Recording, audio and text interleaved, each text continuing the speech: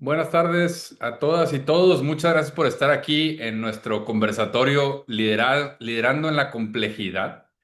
Sobre todo gracias a Arturo por regalarnos su tiempo, un gran amigo del Centro Eugenio Garzazada y la iniciativa Capitalismo Social.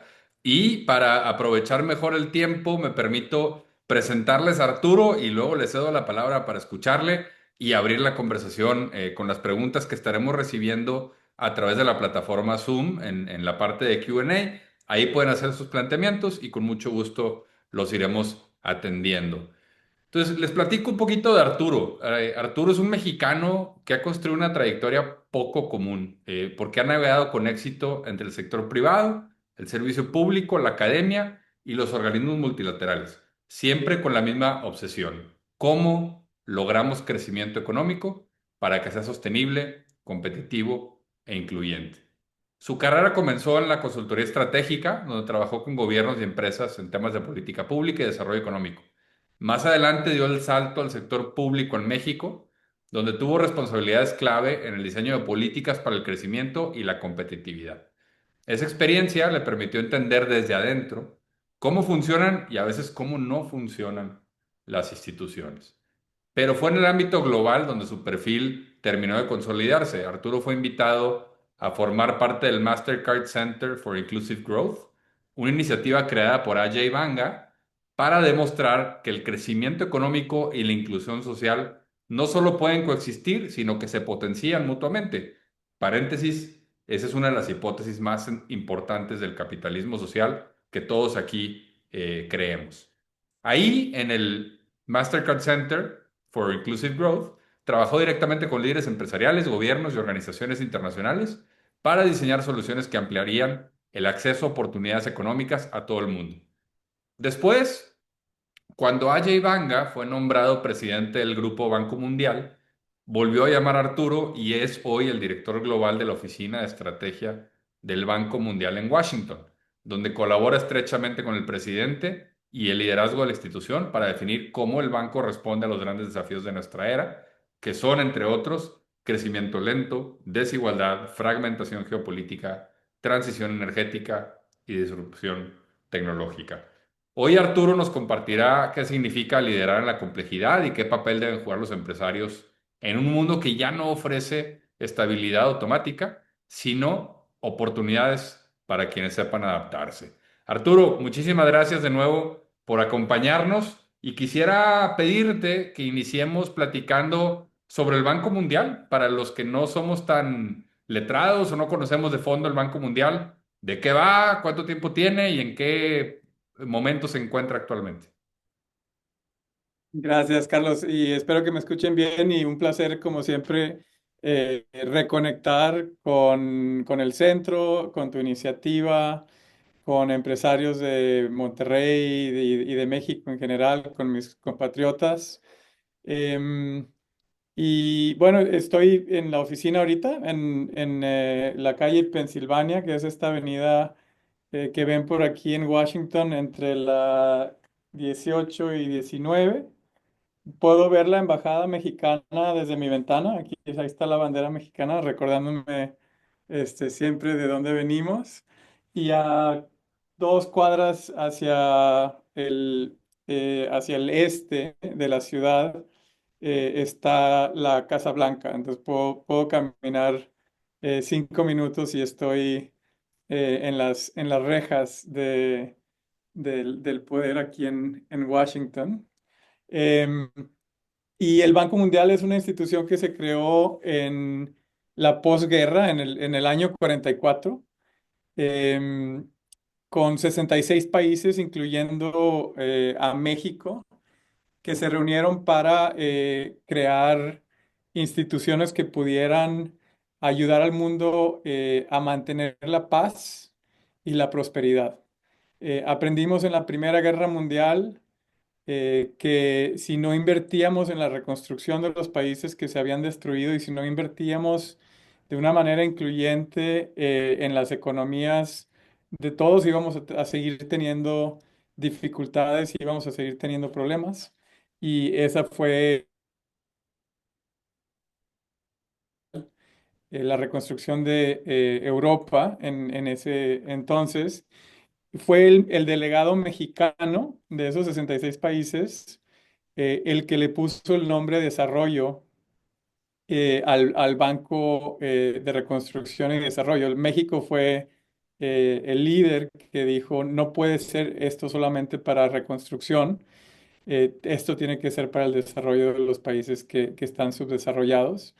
Y desde 1944 a la fecha, el mundo ha invertido 29.000 millones de dólares de capital en esta institución y este banco lo ha convertido en 1.5 trillones de dólares de préstamos y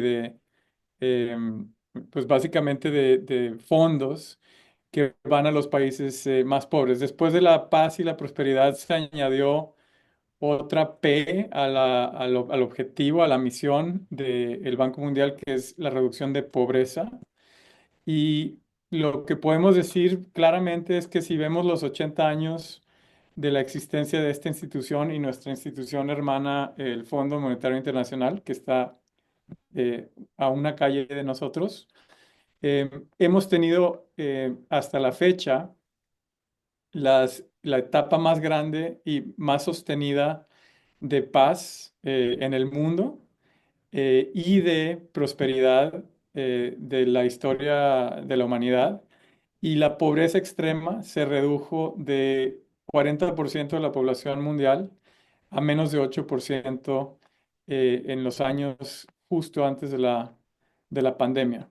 Los tres objetivos, paz, prosperidad y reducción de pobreza, eh, no simplemente por el Banco Mundial, pero con la participación activa de la comunidad internacional, avanzaron muchísimo, más que nunca antes en la historia. Pero lo que pasa ahora, Carlos, es que estamos en un momento en el que estamos viviendo una regresión muy, muy importante. Básicamente se siente como que algo está cambiando, algo muy grande está cambiando y estamos empezando a ver en esas tres Ps, en la paz, en más guerras que las que hemos tenido en muchas décadas, en la prosperidad, en los 2020, esta década en la que estamos, tienen el crecimiento económico global más bajo desde 1960. Y en la P de la pobreza hemos revertido la tendencia por primera vez en 80 años y tenemos ahora 3% de la población mundial otra vez de nuevo en pobreza extrema. Entonces estamos más o menos en 12% otra vez en pobreza extrema. Entonces ese es digamos, el momento que me tocó para chambear aquí y muy, muy interesado en abrir la conversación, en lo que quieran platicar desde la perspectiva global. Lo único que te diría sobre el título que le pusiste a la plática, he estado pensando mucho en la diferencia entre algo complicado y algo complejo. Creo que el mundo ya no es tan complicado como en 1944. Por cierto, don Eugenio Garzazada estaba lanzando Topo Chico creo que por ahí en esas fechas. Em, Complicado es, digamos, armar un avión o entender la física nuclear, eso es complicado. Complejo es algo que tiene más incertidumbre, que cambia, y creo que estamos en un momento más complejo, porque navegar el mundo hoy es pensar que se te está moviendo todo, la economía, la política, la tecnología, la sociedad misma está cambiando y todas estas cosas interactúan entre ellas y chocan todo el tiempo. Entonces estamos, como decías, en un momento bastante interesante por acá. Oye, Arturo, ¿y a ti te toca en tu chamba, en este momento de complejidad? Estás en la oficina donde se determina la estrategia del banco. ¿Cómo hacen estrategia dada esta complejidad? O sea, ¿cómo es ese proceso? Si pudieras darnos así tras bambalinas, ¿cómo funciona el proceso de construir la estrategia del organismo? Sí, no, y lo puedo decir abiertamente porque esta es una institución pública y la mayoría de las decisiones a las que llega el consejo son públicas de manera casi inmediata. El Banco Mundial es una mezcla de 5 instituciones distintas, 2 instituciones que le prestan dinero al sector público, a los gobiernos del mundo, una para los países más pobres y otra para países de ingreso medio. 2 instituciones que le prestan dinero y hacen garantías y seguros para el sector privado, una que se llama MIGA, que hace garantías de tipo de cambio y de riesgo político, y una institución que se llama el IFC, International Finance Corporation, que es uno de los inversionistas más grandes en países en desarrollo, y una institución que resuelve conflictos y hace arbitraje entre el sector privado y gobiernos, que se llama ICSID. Entonces, estas 5 organizaciones es lo que llamamos el grupo del Banco Mundial. El Banco Mundial, por lo general, es solamente las primeras 2 que le prestan dinero al gobierno, pero entonces el grupo como tal no tenía una oficina de estrategia, había gente haciendo estrategia en cada una de las 5 partes. Y cuando Ajay viene al banco y viene de ser CEO de una empresa global como Mastercard durante más de una década, viene antes de Mastercard de ser CEO de una parte importante de Citibank y de muchas empresas, trabajó en Nestlé y en otras en India. em, Trae una visión mucho más de sector privado, trae una visión de cómo se hacen las cosas en el sector privado y quería tener una especie de Chief Strategy Office, ¿no? Y construimos la oficina en el 2023.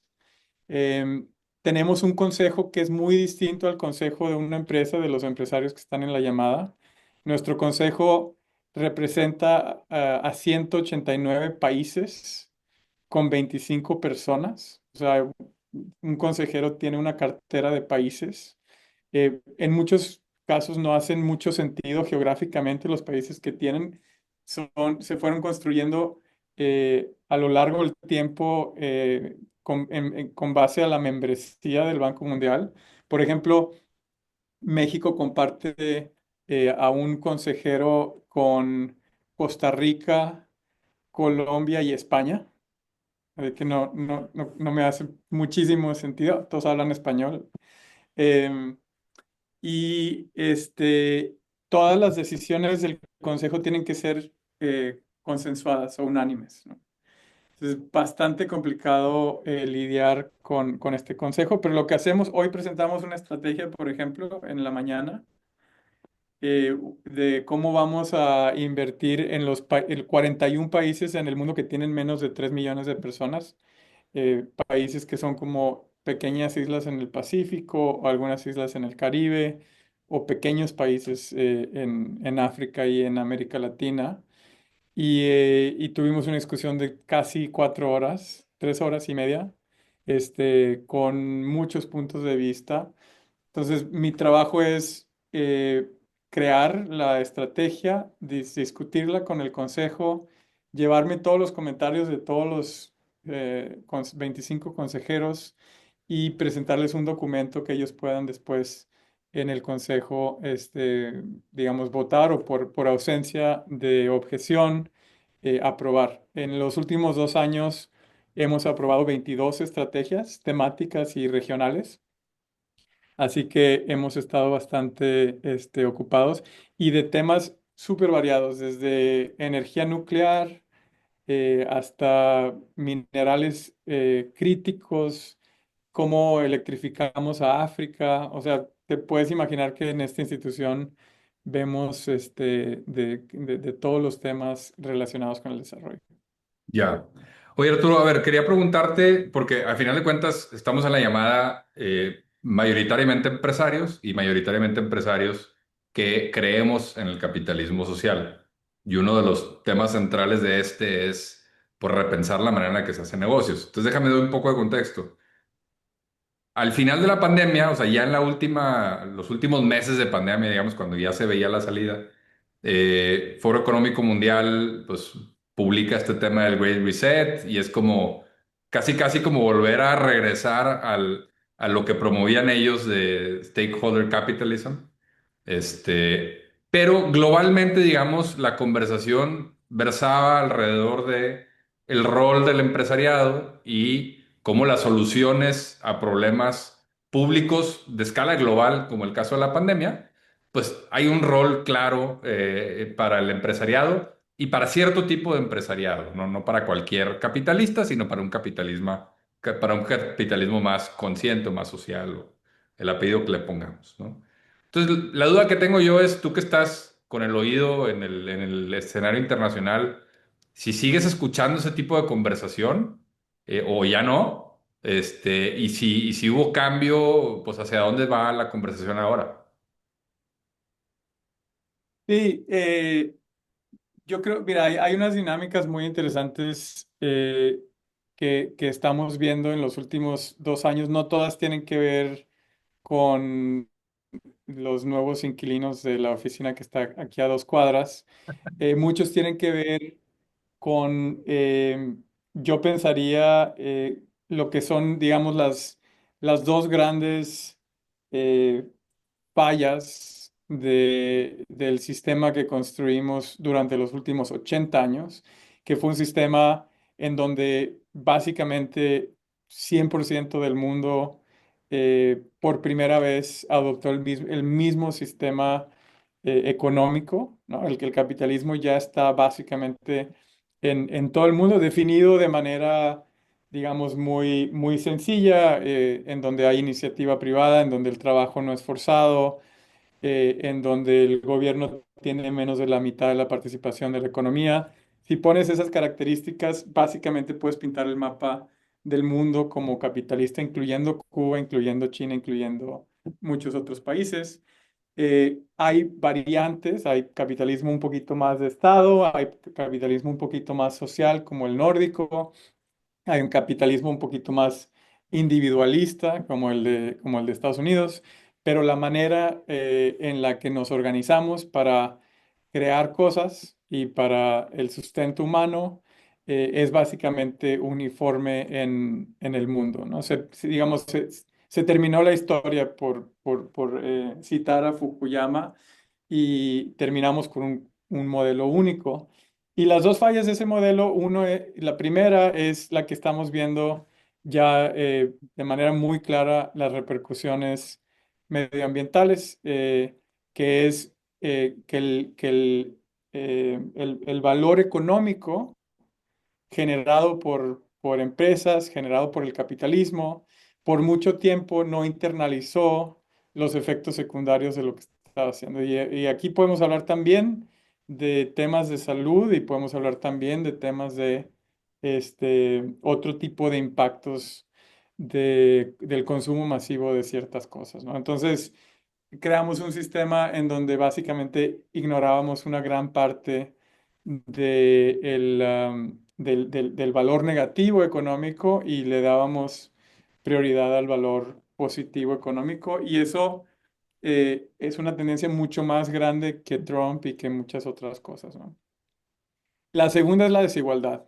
Y la desigualdad hasta cierta manera es la consecuencia de enfocarnos muchísimo más en la parte de la creación de valor, de la eficiencia del capitalismo, sin pensar que era importante cómo se repartía el pie, ¿no?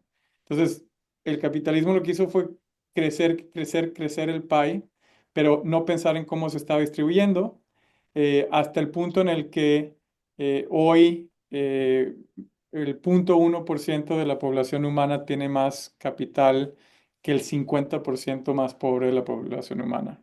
Y dejar a tanta gente atrás, en México la tasa de desigualdad es bastante alta también. El coeficiente Gini del mundo es más o menos como el de Sudáfrica o Brasil, 0,6, y 9 de cada 10 humanos viven en contextos de alta desigualdad. Lo que crea eso es que estás eh, negando a una gran parte de la población la participación en el bienestar económico y negándote a ti mismo, si eres digamos, la parte que se lleva un poquito más de ese pie, la posibilidad de crecer ese pie en el futuro. Y ya estamos viendo, como te decía, los límites del crecimiento desigual. O sea, los países ya dejaron de crecer, países que tienen muchísimo potencial, que todavía tienen gran espacio para incrementar su productividad, porque no invirtieron lo suficiente en sus poblaciones. Y el límite del crecimiento no son ni recursos naturales, ni oportunidades de mercado, ni siquiera las tarifas o el comercio o los temas que estamos viendo ahorita. El límite es la desigualdad misma de las sociedades. Eh, entonces, el tema del impacto ambiental y el tema de la desigualdad se han convertido en los límites de un modelo capitalista que nos dio muchísimo progreso humano, como nunca lo habíamos visto y que no sabíamos qué lo iba a parar y digamos, se está deteniendo por estos dos errores de diseño. Entonces, cuando yo pienso en el término crecimiento incluyente, no es solo la parte incluyente, la parte incluyente también ayuda al crecimiento futuro y las sociedades que entienden eso son las que van a seguir creciendo y las sociedades que no entienden eso, le llames como le llames, se van a seguir estancando económicamente. Oye, y esos errores o esas fallas del sistema privado o del sector privado o del sistema capitalista, ¿se corrigen desde adentro o requieren una No sé intervención? si, sí, no sé si una de las cualidades que tenemos como humanos actuando de manera colectiva es poder autocensurar o autocorregir este tipo de cosas. Creo que en muchos casos, si uno lee, por ejemplo, a Piketty, que es un economista bastante denso, pero que fue el primero en demostrar que había algo intrínseco en el capitalismo que crea estas desigualdades. Em, Él demuestra que los únicos momentos en donde ha habido crecimiento incluyente en el mundo ha sido en etapas posteriores a momentos de gran destrucción. O sea, las guerras, las posguerras, son momentos como de reconciliación nacional y son momentos en donde por algunos años, como fue el caso aquí en Estados Unidos con el New Deal, hay una especie de contrato social en donde la gente ve más movilidad social, pero el capitalismo en sí tiene esta cualidad en la que, digamos, orgánicamente o su naturaleza es crear estas desigualdades. La otra forma de hacerlo es con regulación, ¿no? Y creo que también hemos aprendido mucho sobre hasta dónde llegan los límites de lo que el gobierno puede hacer en la economía. Entonces, no creo que haya alguien que te pueda decir a ciencia cierta cómo salir de este tema, cómo se resuelve este problema. Pero lo que sí te podemos decir, muchos economistas que estudiamos esto, es que claramente la desigualdad está teniendo un impacto no solo en la sociedad, que es clarísimo, no solo en la política, que es clarísimo, el populismo de izquierda y de derecha, etcétera, pero en la economía misma. Se está convirtiendo en un límite al crecimiento global. Ya.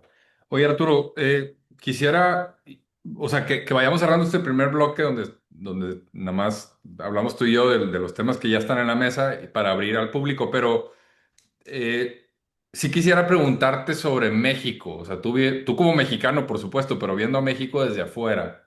Eh, a ver, déjame, me voy bien atrás. ¿Está México en el escenario global o no? Y aquí estamos en confianza y entre amigos. No, Pero sí ha estado, o sea, sí ha estado y no está, ¿no? O no ha estado nunca. yo no estaba cercano al escenario global cuando México estaba, pero eh, no, no figura de ninguna manera. Ahorita, digamos, la gran discusión es pasamos de un mundo bipolar a un mundo por un periodo muy pequeño en donde el multilateralismo funcionaba. México tenía un rol en el multilateralismo. Nunca, o sea, estuvo, digamos, en el Consejo de Seguridad de las Naciones Unidas o tuvo algún rol importante en instituciones como el Fondo, ¿no? Con gente, con Carstens cuando estuvo ahí o aquí en el Banco Mundial, etcétera.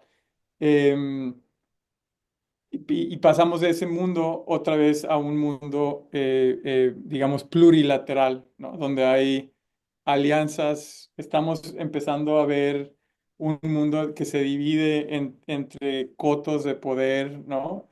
Y alianzas como bilaterales. Y en ese mundo, gran parte de la discusión es si digamos, las instituciones multilaterales ya no están funcionando. La ONU, no sé si vieron, pero Estados Unidos acaba de dejar todas las partes, las organizaciones de las Naciones Unidas y es el país que más fondeo les estaba dando. Entonces la ONU está en serios problemas. En el banco estamos un poquito mejor, pero como quiera tenemos grandes retos, no solo de Estados Unidos, muchos otros países reduciendo drásticamente su aportación al desarrollo global. Em, entonces, si se cae el sistema multilateral, lo que quedan son un vacío de poder muy grande. Y hay países que están mostrando, en países más o menos de ingreso medio o países, por ejemplo, en Arabia Saudita o los Emiratos, que tienen ciertos recursos, que están mostrando cierto liderazgo, les llaman los middle powers. Brasil es un ejemplo. Yo no veo a México ni activo, ni buscando relevancia, ni haciendo mucho fuera de nuestro país. Em, Así que creo que la respuesta es no. Ya. Bueno, volveré a ese punto al cerrar, cuando regresemos ya para... Ahora, la pregunta es por qué es importante. La Fundación Rockefeller acaba de hacer una encuesta de 35,000 personas en como 30 países sobre cooperación internacional y les preguntó si pensaban que era importante que tu país usara recursos propios para ayudar a otro país.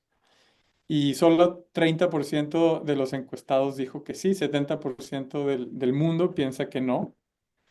O sea, digamos que es una gran mayoría la que está ahora en contra de la cooperación internacional. Dentro de ese 70 hay 30 todavía que se puede convencer. O sea, podríamos tener a la mitad del mundo si convencemos con datos claros, con un impacto claro, que este dinero se está usando de manera correcta. Em, pero estamos en uno de los puntos más bajos en cuanto a la cooperación internacional o digamos, a la perspectiva que tienen los ciudadanos de muchos países en ese tema. Entonces, tampoco estoy diciendo que México tendría que estar salvando a Haití o ese tipo de cosas. Eh, sí es lamentable que venimos de 80 años en donde este modelo demostró que tuvo impacto y que en un par de bandazos se está destruyendo el modelo. La pregunta es qué podemos construir en este momento. Ya. Bueno, a ver, abro para escuchar tu reacción a un par de preguntas que hay por aquí y aprovecho para abrir el espacio para que quien tenga dudas pueda hacerlo o si alguien quisiera provocar alguna reacción de Arturo sobre algún tema, por ahí por el chat lo puede hacer también. Pregunta Álvaro Madero, ¿cómo se definen o cómo se deciden los proyectos o países a apoyar y cómo se fondean esos proyectos? Volviendo al tema de la estrategia. Sí. Eh, en el fondo que tenemos para los 76 países más pobres del mundo, que se llama AIDA, que es un fondo recurrente en el que los países desarrollados ponen dinero cada 3 años y que en el año 2024 logramos cerrar 100 mil millones de dólares en ese fondo. Tenemos entre 30 y 40% de esos recursos que son em, a discreción del Banco Mundial, pero siempre trabajando con los países a los que estamos apoyando. Entonces ahí tenemos mucho poder de decisión sobre lo que pensamos que ese país necesita, si necesita apoyo en educación o en su sistema de salud o en energía o en nutrición, etcétera. No, casi ninguna de las inversiones que hacemos son de corte humanitario, son más de desarrollo, de cómo impulsar la economía de esos países. Pero saliendo de ese 30 y 40%, lo demás son créditos. Son créditos de muy largo término a tasas a veces cero, a veces siempre mucho más bajas que lo que los países podrían encontrar en el mercado. Y cuando nos movemos a los países de ingreso medio, seguimos siendo bastante competitivos en los créditos. Entonces, la decisión de cada crédito la toma los países, ¿no? Ellos nos piden dinero para construir infraestructura, nos piden dinero para lograr sus objetivos de desarrollo. Y la otra gran aportación del grupo y del Banco Mundial es que tenemos miles y miles de expertos en cualquier tema que te puedas imaginar, desde agua, biodiversidad, bosques, lo que quieras, desarrollo humano, social, económico. Y ese apoyo de consultoría y de conocimiento es, digamos, parte del paquete que le ofrecemos a los países. Entonces, la decisión finalmente es de los secretarios de finanzas de nuestros países clientes, de los 189 países que son clientes del banco, y, y gran parte de lo que hacemos son créditos de largo plazo. Sí, esa sería básicamente la respuesta. Correcto. Arturo, me va a permitir encadenar las siguientes dos porque Sí, ambas reaccionan o preguntan sobre temas de desigualdad. Entonces, ahí va la primera. Gabriel Renero dice, si el capitalismo por diseño genera desigualdad, ¿no deberíamos estar pensando en otro modelo económico que no sea el capitalismo, algo más parecido al modelo chino, que ha logrado sacar a millones de personas de la pobreza y por ende ha sido efectivo en reducir la desigualdad de ese país? Pausa ahí, primera idea. Segunda idea de Luis Benito Acosta, que dice, una de las soluciones teóricas, fundamentada en un análisis histórico riguroso a la desigualdad y la marginación inherentes al capitalismo, la plantea Piketty. ¿Cuál es tu posición al respecto? Entonces, desigualdad, China y Piketty. sí. Sí, no creo que es una pregunta hipotética de si nos tenemos que estar replanteando otro modelo. Creo que eh, todos los países, todas las sociedades del mundo, de cierta manera, eh, toman decisiones de política pública que te llevan a ser más o menos desigual, ¿no? Y tenemos un rango bastante grande en el mundo. O sea, si tú quieres ir a un país que tiene eh, baja desigualdad, o sea, un coeficiente Gini de 0,2 o 0,3, puedes ir hoy y ver cómo funciona y puedes ver qué políticas públicas tienen para mantener esa baja desigualdad.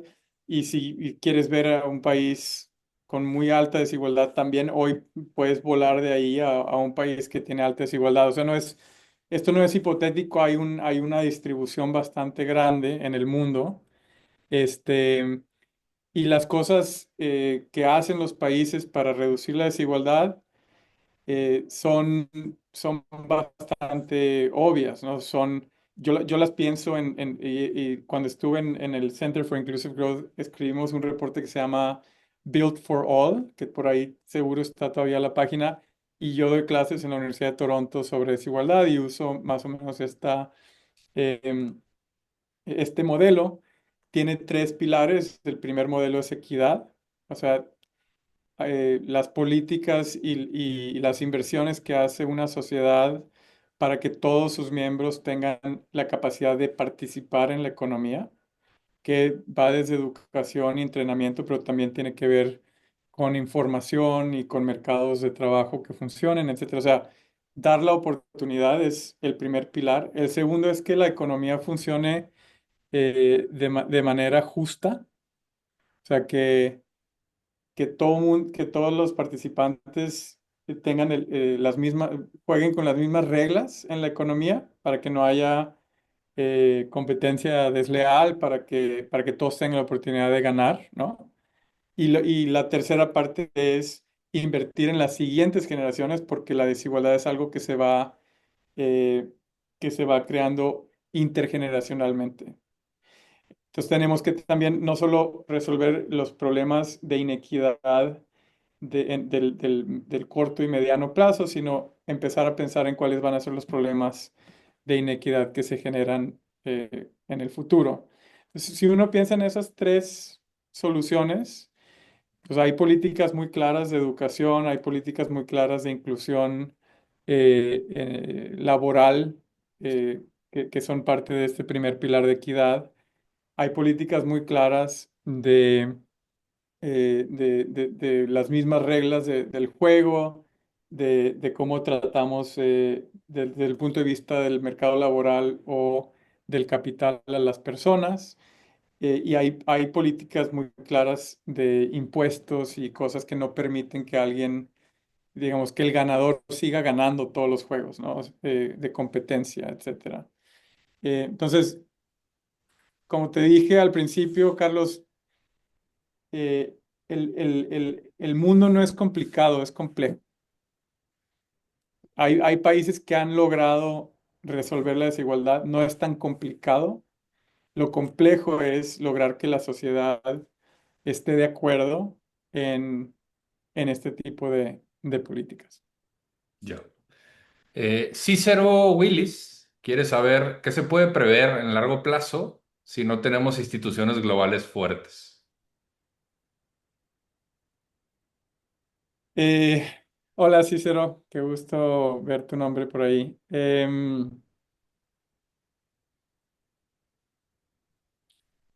No me gusta ser muy dramático y creo que se genera mucho ruido cuando alguien hace planteamientos así de narrativas extremas o muy escandalosos.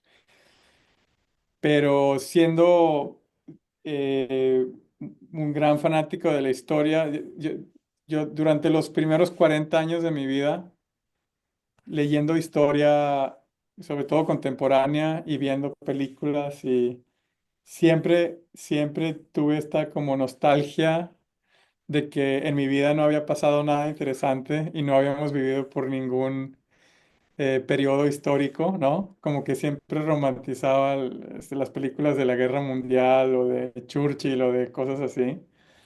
Y en los últimos 5 años de mi vida han pasado tantas cosas desde la pandemia, guerras, ahora viene una invasión alienígena, pero han pasado tantas cosas que lo que menos quiero es que se convierta esto más en un periodo histórico, pero sí creo que estamos en un punto de inflexión muy importante, este, muy peligroso, eh, porque es esta combinación eh, de cierto tipo de política o sea, es la combinación de un cierto tipo de política que hemos visto en el pasado, ¿no? Hemos visto fascismo en el pasado, hemos visto todo tipo de cosas en el pasado, pero eso combinado con una sociedad que está completamente eh, viviendo en una burbuja cibernética eh, con información, con un algoritmo que hace que todos tengamos información distinta. Entonces, no hay manera de saber qué es real y qué no es real. Y con una tecnología que está emergiendo, que puede tener un impacto increíble desde el punto de vista positivo o que puede tener un impacto negativo muy grande y creo que estamos ya viendo otro tipo de violencia, otro tipo de guerras, otro tipo de habilidades o de competencias en el tema militar. Y entonces yo creo que esa combinación de esas tres cosas es nueva y no sabemos hacia dónde nos va a llevar. Pero sí empecé este año diciendo, ojalá y sea un poquito más fácil que el año que acabamos de pasar. Pero sí estoy bastante preocupado con el vacío de poder y con la fragmentación de poder y con el descrédito que instituciones que han estado al centro del progreso humano han tenido en los últimos 17, 18 meses y que no estamos construyendo algo para reemplazarlas. Ya. Arturo Eugenio Reyes, Eugenio José Reyes Guzmán, dice, pues la democracia no necesariamente es un tema directo del banco, sin embargo, quisiera saber qué iniciativas tiene el banco para propiciar el libre mercado, la mejora regulatoria y la democracia, particularmente en Latinoamérica. Tenemos un área muy grande, no trabajamos directamente en procesos democráticos, pero sí trabajamos en el fortalecimiento de instituciones públicas, sí trabajamos en temas del sistema de justicia, en mejores prácticas en ese aspecto. De hecho, el director de la práctica, que se llama Gobernabilidad, es mexicano y hacen mucho trabajo en el mundo. Es una práctica bastante grande. Este, la gran parte de lo que hacen son políticas públicas, no tanto inversiones de infraestructura o proyectos, sino más bien políticas.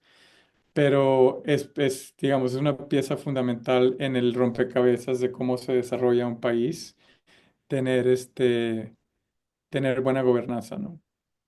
Bien. Oye, un par de preguntas de Luis Román, creo que relacionadas.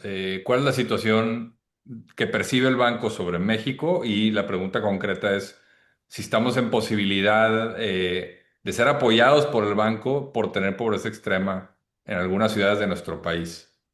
Sí, claro, o sea, el banco tiene una oficina que cubre a México, tiene un economista en jefe para México que de vez en cuando hace publicaciones, las pueden encontrar en línea sobre nuestra perspectiva sobre las políticas públicas de México. Hay una relación muy estrecha con el gobierno de México. Hay una persona de México que está en nuestro consejo.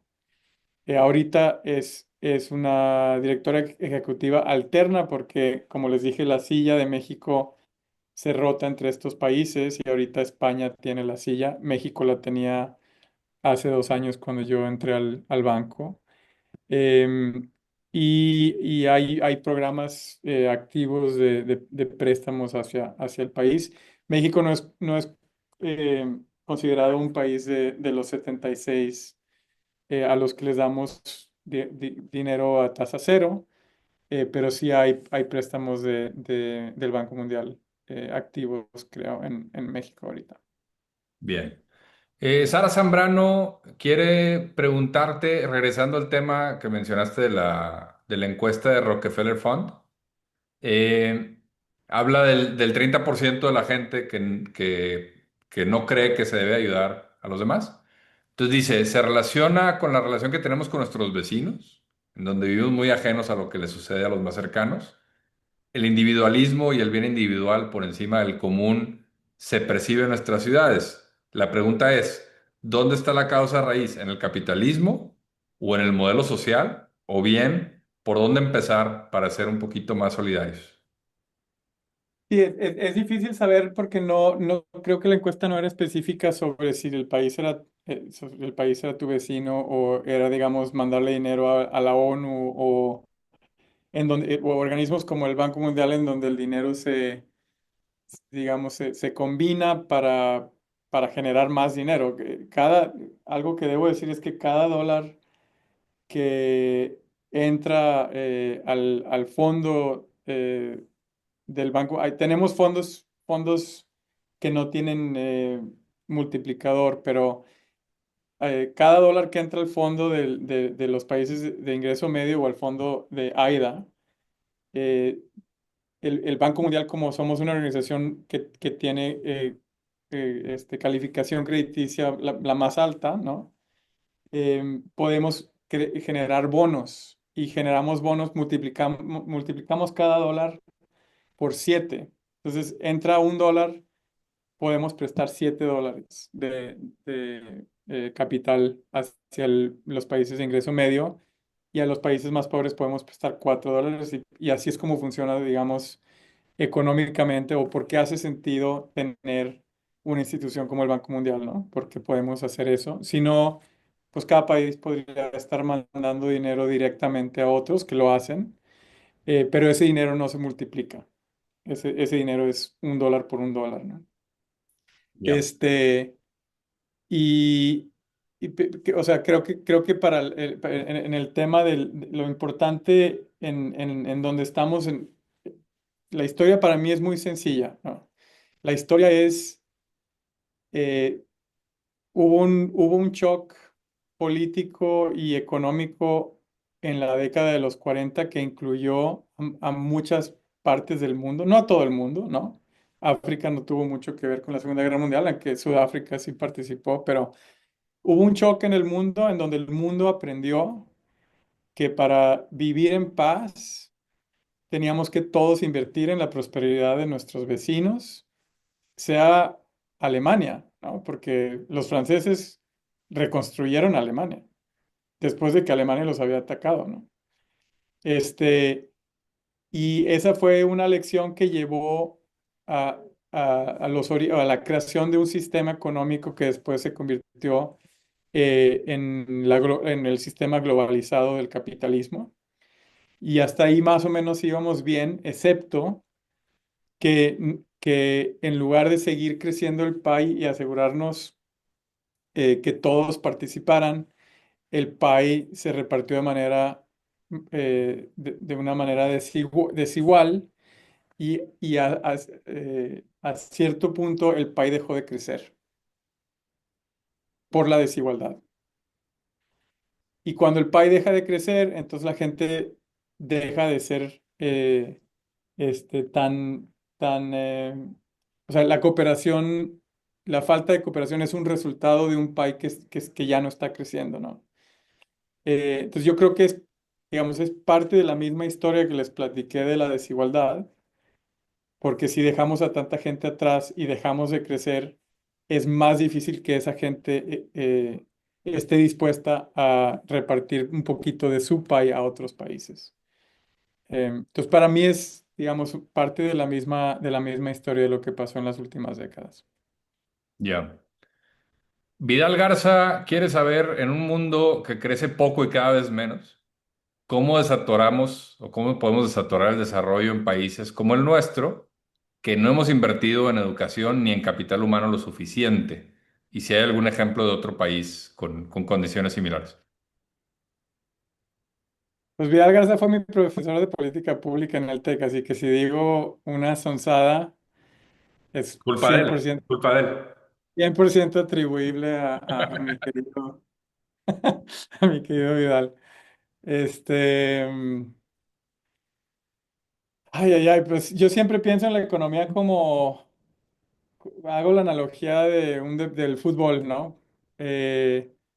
Y si invirtiéramos 10% de lo que invertimos en México para desarrollar al talento que va a jugar en Rayados o en Tigres o en la selección nacional, en el talento que va a jugar en nuestras empresas o en nuestro gobierno o en el talento que necesitamos para crecer como país, seríamos Singapur. O sea, no hay duda que si pusiéramos la misma atención, obsesión, este, afición, enfoque y recursos en crear a la meritocracia mexicana, ¿no?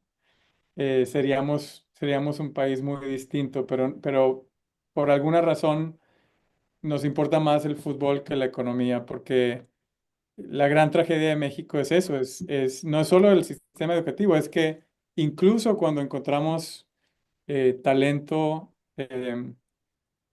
como sociedad no somos buenos para desarrollarlo y para poner a las personas en lugares que nos pueden beneficiar a todos.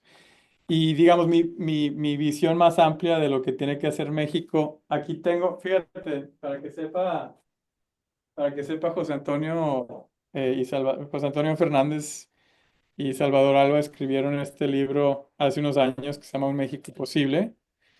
Y creo que es todavía bastante vigente, ¿no? La receta de política pública y el diagnóstico del país que está en este libro, así que al que le interese, ahí está para, para ustedes. Bien, vamos en recta final, así que nos quedan un par de preguntas y cerramos. Ok. Carlos Schill dice, creo que hay Sí, un jugador muy importante hoy para resolver la desigualdad, que es la oligarquía tecnológica en la creación de riqueza de los países pobres. ¿Cómo se está adaptando el World Bank a esta nueva era de desarrollo tecnológico que no se ve muy regulado, de gran impacto en la geopolítica mundial? sí. Acabamos de terminar una de las estrategias en las que trabajamos el año pasado fue una estrategia de transformación digital para los países clientes del Banco Mundial. Creamos una nueva práctica, o digamos, creamos una nueva vicepresidencia global en el Banco Mundial para el tema digital, porque el banco no tenía la competencia real de estar dándole buenos consejos y invirtiendo de manera correcta con nuestros países en el tema digital. El vicepresidente que trajimos viene de Corea del Sur, que es uno de los países que han logrado salir del subdesarrollo hacia el desarrollo. Los coreanos tenían la mitad del ingreso de los mexicanos en 1980 y ahora tienen cuatro veces más el ingreso promedio de México en 45 años. Y esa persona estaba en Google, trabajaba para una de estas empresas que están también digamos, en los límites de la innovación, de la inteligencia artificial. Y con él, con Sangbu, estamos creando esta estrategia para ayudar precisamente a los países que se están quedando atrás, básicamente desde la conectividad, ¿no? A conectarse de manera correcta al Internet, a cerrar la brecha digital de sus países, este, y a empezar a invertir en lo que necesitan tener para la siguiente era de automatización y de inteligencia artificial. Entonces ahí, no sé si ya es pública, pero muy pronto, seguro en los próximos 6 meses, vamos a publicar esa estrategia de transformación digital. Bien, y por ahí se nos quedó una última pregunta que también hablaba de temas de tecnología y de inteligencia artificial, que creo que, pues, bien cubierto en esta última intervención, Arturo. Nos quedan 5 minutos y entonces dándole un poquito de reset a nuestra charla hoy, estamos en una llamada con principalmente liderazgos empresariales y sociales, que estamos convencidos de que, si bien es cierto, las empresas son causa de muchos problemas, son también la solución a los problemas. Entonces, pues un poquito te dejaría la bola botando de qué le dices a estos liderazgos empresariales, en qué enfocarse o a qué poner atención en los próximos meses y años. Sí, a ver, yo pensaría que la bandera del empresario debe ser, digamos, no me gustaría que el mensaje que se lleven de esto es que el capitalismo no funciona. El capitalismo funcionó para lo que necesitaba funcionar, tuvo errores de diseño, no los atendimos de manera adecuada. Esos errores exacerbaron ciertas tendencias sociales y políticas que nos están llevando a un lugar en el que no queremos estar. Eh, pero sigue siendo el sector privado el motor de todas nuestras economías, el creador de trabajos. Entonces, no creo que el tema es cómo evolucionamos el modelo y la pregunta sobre digamos, repensar el crecimiento económico y repensar el capitalismo es exactamente lo que hacen ustedes y entonces no es, digamos, echarse para atrás, sino echarse realmente el salto hacia adelante. Lo que aprendí en Mastercard es que hay gran compatibilidad entre la inclusión y el éxito económico. Tiene que ser por diseño, ¿no? Y necesitamos más empresarios en el gobierno y más gente que entiende de políticas públicas en la empresa. Y necesitamos una mejor relación entre Estado y mercado. Otra vez, el mundo no es complicado. Hay muchas sociedades que lo están haciendo bien y podemos ir a verlas. De hecho, voy a Suiza la próxima semana a Davos y la siguiente semana estoy en Singapur y ahí hay buenos modelos y buenos ejemplos. Son países chiquitos, pero podemos aprender de ellos.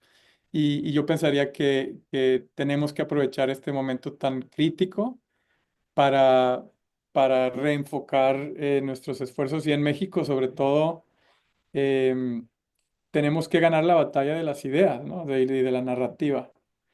Y la narrativa tiene que ser un empresariado social como el que tuvo Monterrey hace casi 80 años. Súper. Arturo, para cerrar, alguna página que nos recomiendes, algo, redes sociales donde quieras que te sigamos, el plug famoso del final para estar conectados contigo, ¿cómo lo hacemos? Ni tiempo tengo de checar Twitter. Ahí de vez en cuando en Te LinkedIn, llamas Twitter pero todavía, con eso te digo todo. bueno, para que sepas.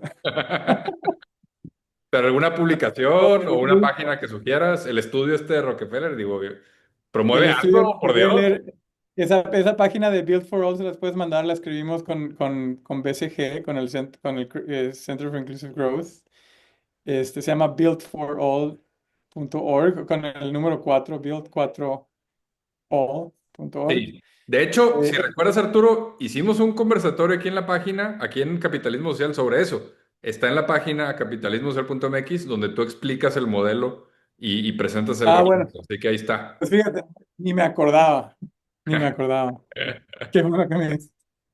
Buenísimo. Oye, pues yo sí hago un último anuncio y nos despedimos, que es, ahorita estamos abiertos, tenemos convocatoria abierta para nuestro programa de capitalismo social aplicado en su formato híbrido. Esto es para empresarios que están fuera de Nuevo León. Métanse, por favor, si les interesa, capitalismosocial.mx diagonal híbrido. Ahí está la información del programa. Y también en esa página, en la parte de arriba, hay una parte donde dice conversatorios. Vamos a subir esta grabación. Pero ahí pueden encontrar la grabación anterior con Arturo, donde justo explica el modelo del Centro para el Crecimiento Incluyente y está toda la conversación de Build for All. Entonces, pues ahí hay dos Y van a recursos. ver que tenía el pelo tenía más negro el cabello. Fue hace algunos años, pero no hace tanto, ¿verdad? O sea, entonces ahí nos calculan un poco. Bueno, Arturo, gracias. mil gracias por tu tiempo hoy y nos veremos muy pronto. Saludos a todos. Un abrazo, chao. Muchas gracias a todos por conectarse. Bye.